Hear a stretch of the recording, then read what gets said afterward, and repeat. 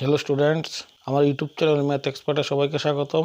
আমি গত ভিডিওগুলিতে ক্লাস 6-এর 2.2 এক্সারসাইজের 1 থেকে 4 পর্যন্ত অঙ্কগুলো করেছি। আজ করব 5 থেকে বাকি অঙ্কগুলি।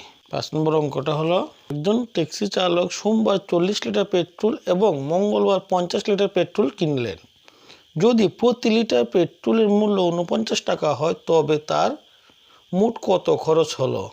প্রথমে কি করতে হবে, দেখতে হবে ওই ট্যাক্সি চালক সোমবার এবং মঙ্গলবার এই 2 দিনে মোট কত লিটার পেট্রোল কিনলেন। তারপর কি করতে হবে, দেখতে হবে 1 লিটার পেট্রোলের মূল্য কত, 49 টাকা।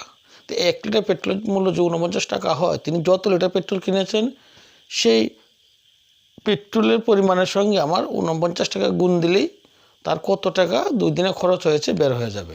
তো প্রথমে কি করব, ট্যাক্সি চালকের সোমবার এবং মঙ্গলবার মোট কত লিটার পেট্রোল কিনলেন সেটা বের করব। ট্যাক্সি চালক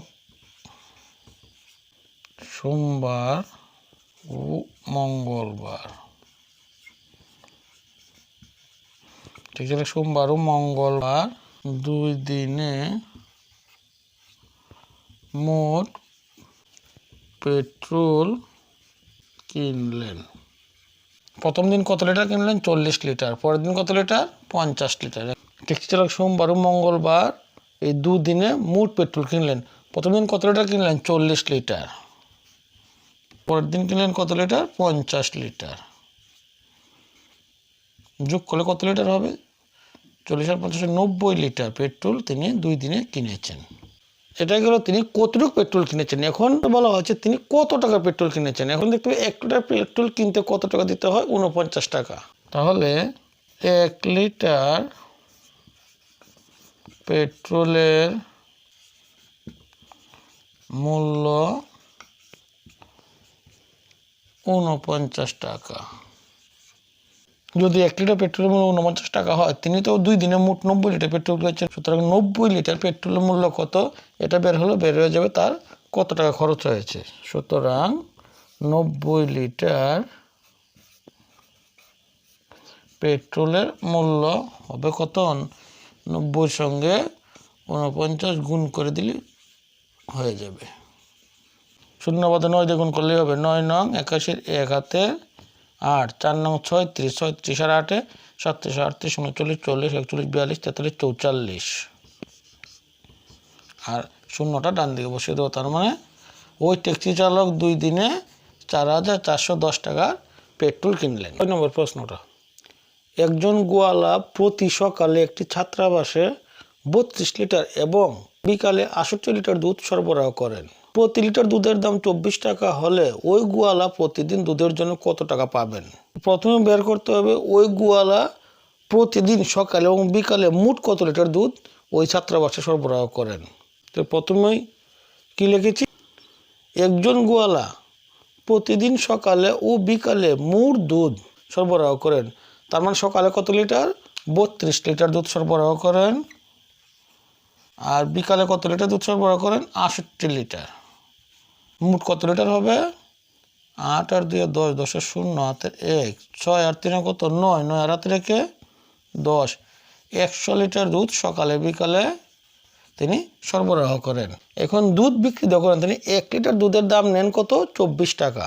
তাহলে গোয়ালা সকালে বিকালে প্রতিদিন কত টাকা দুধ বিক্রি করে পেয়ে থাকেন এটাই বের করতে হবে। এখন প্রতি লিটার মানে কি? 1 লিটার দুধের দাম। 1 লিটার দুধের দাম 24 টাকা। তাহলে গোয়ালা কত লিটার দুধ মোট সরবরাহ করেন? 100 লিটার। সুতরাং 100 লিটার দুধের দাম কত হবে? 1 লিটার দুধের দামের সঙ্গে 100 লিটার দুধের দাম গুণ করলেই মোট কত টাকার দুধ বিক্রি করেন প্রতিদিন সেটা বের হয়ে যাবে। 100 সঙ্গে 24 গুণ করে দিব। 1 দিয়ে 24কে গুণ করলে 24 একে 24 আর শূন্য কটার হচ্ছে 2টা শূন্য ডান দিকে বসিয়ে দিলেই হবে। তাহলে ওই গোয়ালা প্রতিদিন দুধের জন্য কত টাকা পাবেন? 2400 টাকা। 7 নম্বর প্রশ্ন, বাম পক্ষের সাথে ডান পক্ষকে মেলাও। এখানে দুইটা পক্ষ দেওয়া আছে, বাম দিকে 3টা অঙ্ক করা আছে এবং সেই অঙ্কগুলো ডান দিকে কোন অঙ্কটা কোন নিয়মের সাথে ম্যাচ করে সেটা আমাদেরকে খুঁজে বের করতে হবে। তাই প্রথমে আমাদেরকে কী করতে হবে, প্রথমে দেখতে হবে এই যে নিয়মগুলা সম্বন্ধে আমাদের আগে ধারণা থাকতে হবে। প্রথম নিয়মটা কি, গুণের সংযোগ নিয়ম। গুণের সংযোগ নিয়ম মানে কি, মানে হলো যেমন এ পূরণ বি সমান সমান হবে বি পূরণ এ। তার মানে কি, আমি যে কোনো দুইটা সংখ্যা গুণ করলে যত হবে সেই সংখ্যাগুলো উল্টিয়ে গুণ করলে ততই হবে। যেমন ধরো 3 পূরণ 4 সমান সমান হবে 4 পূরণ 3। এটা গেল প্রথম নিয়মটা। দ্বিতীয় নিয়মটা কি, যোগের সংযোগ নিয়ম। সেম গুণের সংযোগ নিয়মের মতো, শুধু গুণের সময় আমরা গুণ চিহ্ন দিয়েছি, এখন যোগের সময় যোগ চিহ্ন দিয়ে দেবো। যেমন a প্লাস বি সমান সমান হবে বি প্লাস এ। যেমন ধরো 3 প্লাস 5 আর এখানে হবে 5 প্লাস 3। এটাও যোগ করলে এইটা আসবে, এটাও যোগ করলে এইটা আসবে। এটা হলো যোগের সংযোগ নিয়ম। 3 নম্বর নিয়মটা কি, যোগের উপর গুণের বিচ্ছেদ নিয়ম। পূরণ বি প্লাস সি। যদি এরকম হয় যে একটি সংখ্যাকে অপর কোনো দুইটা সংখ্যার সঙ্গে গুণ করতে হবে, তখন কি করে গুণ করতে হবে, বাইরের যে সংখ্যাটা থাকবে সেটা ভিতরে দুইটার সঙ্গে পরপর গুণ হবে। প্রথম হবে এ আর বি এ গুণ হবে এ বি, এখানে চিহ্নটা কি এখানে বসে যাবে। তারপর এটার সঙ্গে আবার হবে এসি। এটাই হলো যোগের উপর গুণের বিচ্ছেদ নিয়ম। আর যেহেতু এখানে 3টা অঙ্ক রয়েছে, এখানে 3টা অপশনই লাগবে, চতুর্থ নিয়মটা এখানে লাগবে না। এখন প্রথম অঙ্কটা কি বলেছে দেখো, 425 পূরণ 136 সমান সমান 425 পূরণ ব্র্যাকেটের মধ্যে 6 যোগ 30 যোগ 100। এটা কোন ফর্মুলাতে পড়েছে, এটা পড়েছে এ পূরণ বি প্লাস সি সমান সমান এ পূরণ বি প্লাস এ পূরণ সি। তার মানে এখানে দেখো 425টা যদি এ হয়, এটা হয় B plus C plus D.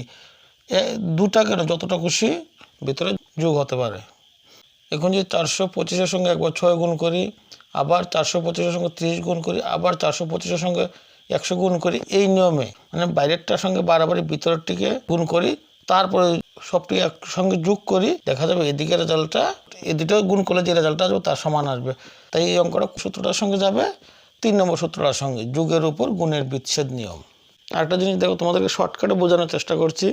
এখানে কি রয়েছে চিহ্নগুলো দেখো, একটা গুণ একটা যোগ।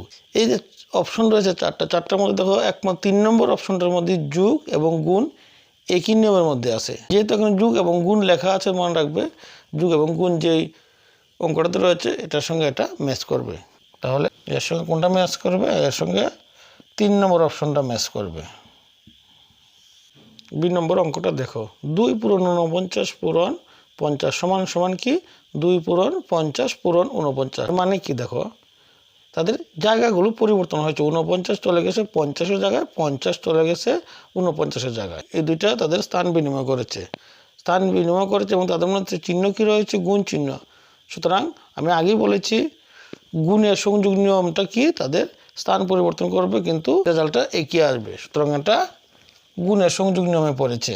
2 নম্বরটা ম্যাচ করে 1 নম্বরের সাথে। 3 নম্বরটা কি, 80 যোগ 2005 যোগ 20 সমান সমান 80 যোগ 20 যোগ 2005।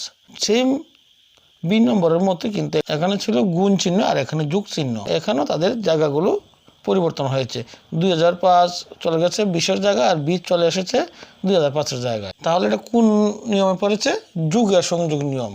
3 নম্বরটা হয়েছে 2 নম্বর অপশন। হ্যালো স্টুডেন্টস, ক্লাস 6-এর দ্বিতীয় অধ্যায়ের 2.2 এর সবগুলো অঙ্ক শেষ হয়ে গেছে। তোমাদের কোনো রকম অসুবিধা হলে তোমরা কমেন্ট করবে। আমি এখানে শেষ করছি। সবাইকে ধন্যবাদ।